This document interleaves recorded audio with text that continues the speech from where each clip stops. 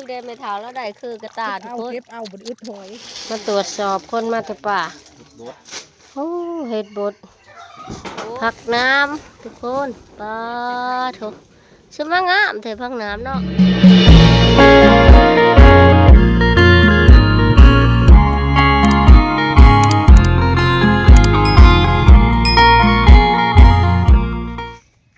สบายดีตอนเช้า PPFC เบิร์ดสุโขสุขคนนะพบพอกับสาวดาคือเก่ามือนี่สองผู้ละดาสาวลาวนะมือนี่สาวดาสิออกมาหาเก็บหอยทุกคนเก็บหอยตามทงหน้าเนาะเพราะว่าฝนตกแล้วมันขึ้นมาแต่ง่ายนะมันขึ้นมาอะไรสาวดาสิมาหาเก็บเนาะแม่อ้อยโทรมาส่วนสาวดาเลยสิมาน้ำหลังเพิ่นมาเบิ่งว่าสิได้อีกบ่นะทุกคนนะได้ไหมคนแม่อ้อยแล้วมาเก็บก่อนจักได้บ่ได้สิไปเบิ่งน้ำเราโทรมาส่วนสดาเพราะว่าว่านนี้เราได้หลายแล้วว่ะสดาเลยสิลองมาเบิ่งเนาะเก็บหอยแม่เท้าเราล้างหอยแล้วสิเมื่อแหละหากระมะเฮานี่ป้าได้หลายบ่แม่เท้าโอ้ก็พาดได้หลายบ่ก็พาดป้าโทษเบิ่งเดนไม่เท่าแล้วได้คือกระตาทุกคนเก็บเอาบนอึดถอยป้าโทษ เดี๋ยวสะอ้อยก็ดีได้หลายอลีเจ้าสิเมื่อละโอ้เจ้าสิเมื่อข่อยฮักกะมะอยู่ให้ได้ล่ะ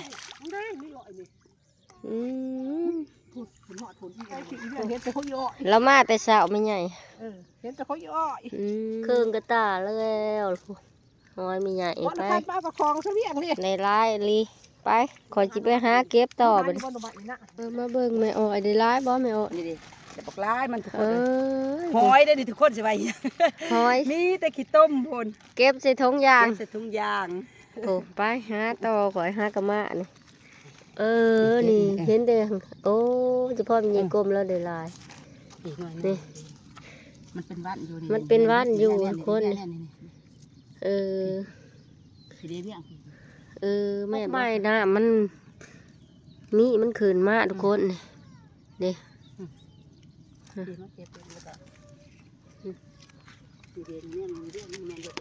บ่นี่ก็แม่นบ่นี่นะเห็นแต่อันนี้มันนี่มันง่ายเห็นแต่มันง่ายอยู่นี่นี่ในช่องหน่วยนี่บางทีมันเป็นเนี่ยนี่ร้านเนี่ยมันแตกนั่นก็แม่นหอยนี่ทุกคนนี่มันเป็นวัดอยู่เห็นแต่พาลังไงมันเนาะเก็บเอานี่เด้นี่เดี๋ยวแตกขึ้นที่เฮ็ดพอนี่เด้ร้านเนี่ยนี่มันเป็นเนี่ยนี่มันเป็นเนี่ยนี่หอยเบิ่งละนี่เด้นี่นี่มัน3 หน่วยว่างนี่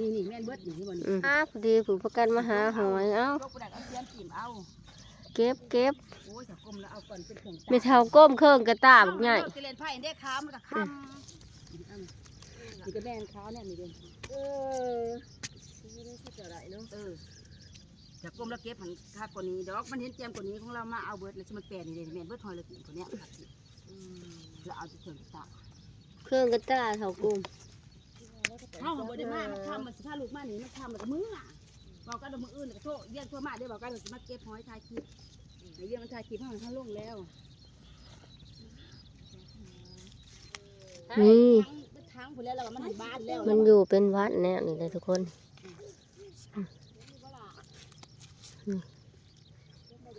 หอยเที่ยวให้นะมันขอน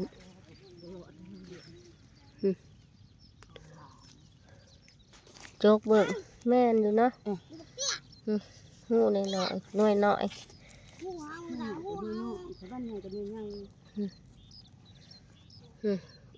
ันลงอยู่ในขี้ต้มนี่ทุกคนนะมันแห้งมันก็ดิกลงเห็นแต่พามันมาเบิ่งได้ร้ายบ่อินน้อยนี่ได้ร้ายปานใดฮะโอ้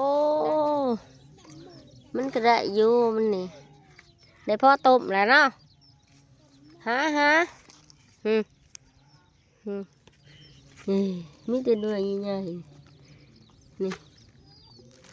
เอาไว้ในแบบกี่ต้มนี่แหละทั้งกี่ต้มทั้งหอยนะนี่นี่นี่เลาะพวกหาเก็บหอยน้ำคอนเลยมันเข่ากากคืนเห็นแต่พาละง่ายมันทุกคนนี่ไปกันเลาะหามันจะอยู่เป็นวันเห็นแต่พาละง่ายมันเลยนี่ทุกคนอ๋อ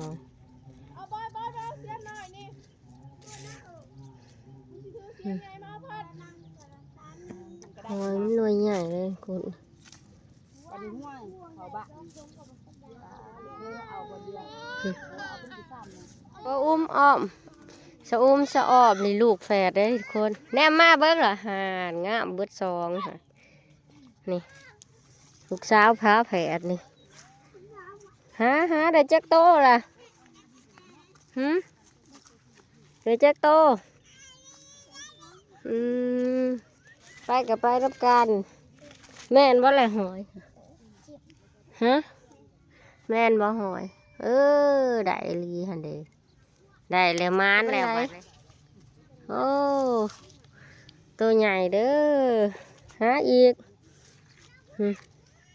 จะได้จะขุดเอากระปุก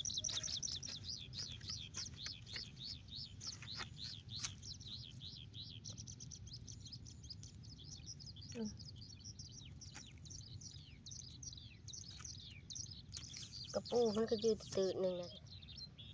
มันอยู่ตื่นนี่กระปูมันขวดควายใหม่ดิน้ำท่วมให้หน้าเดี๋ยวมองหันนะเอาไปจีเนาะ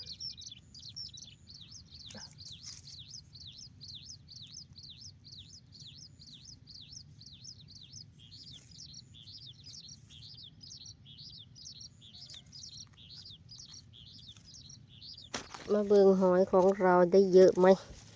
โอ้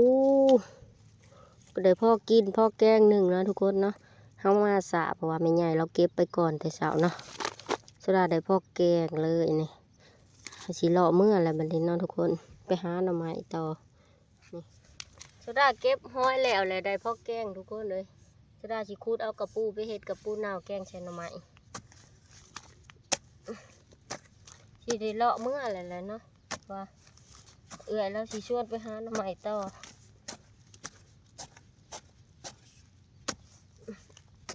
คูดเอากระปูก่อน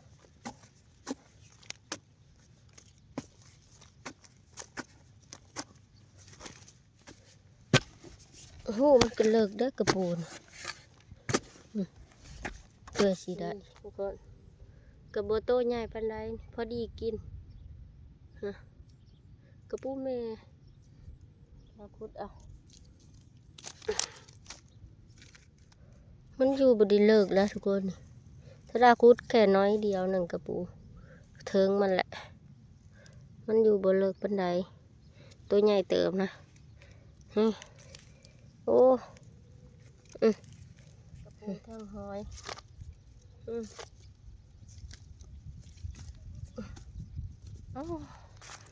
หัวอยู่หัวยองเลยทุกคนเลยย่างขาดสดาคืนมาจะเก็บหอยเนาะได้พ่อแกงแปลแม่อ้อยเพิ่นสีชวนไปหาหน่อไม้ต่อเนาะสดาก็ว่าสีขาวป้านหน่อไม้ต่อเนาะมือนี่ว่าเก็บหอยเฮาก็ได้พ่อกินแล้วเนาะสดาสีคืนเมื่อหอดโกกบกว่ามึกว่าซุปเพราะว่าซุปมันสีหวานอยู่บ่เลยหัวตาคุ้ยหวานหั่นแหละหวานบ่กินเบิ่งหวานบ่หน่วยซุปแห้งหวานหวานฝาดจะหน่อยนะหวานหน่อยหวานหน่อยค่ะบอกว่าตาคุ้ยนี่ของแซ่บอาหารธรรมชาติบ้านเฮาอยู่ให้อยู่หน้าเฮาเองนี่มันเป็นบัวลาย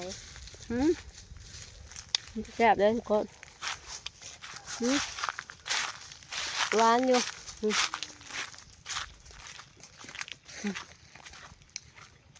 กินร้ายกับยานเจ็บท้องคนตรงครับขึ้นมาปากแหลปากดำได้หนึ่งบ่าวตอบกับมีอาม่าแต่ป่าสิได้ยังมาทุกคน พิ่นมามือนี่ละพอดีก็ตอบฮะเขียดอึ้งได้บ่ฮะบ่มีบ่งอดนี่ฝนบ่ตกว้าวไปเจอได้ละบ่าวเฮียงกับสะต่อยเด้ เดี๋ยวลงมา ครับโต ปฏิโยอีกจัก2 มื้อ หอบขั้วคืนได้แต่พักน้ำก็มาตรวจสอบคนมาแต่ป่า บด โอ้เฮ็ดบดพักน้ำเฮ็ดบดทุกคนเฮ็ดบด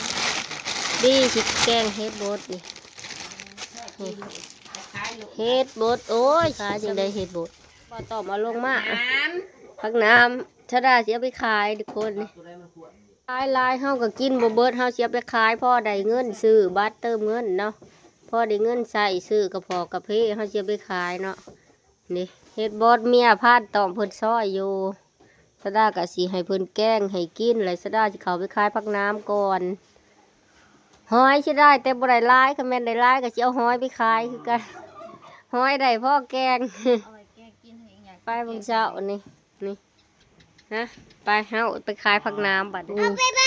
ำแม่ผักน้ำจะได้จะเอาไปขายเนาะโอ้โหทีมงานแล่นน้ำไปขายผักน้ำบ่มีมาจักมาจักแม่เอาบัดนี้มาก็สิไปขายผักน้ำนะห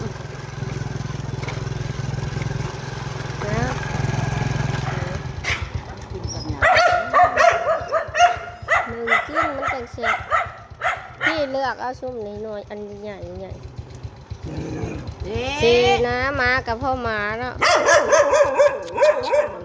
เลย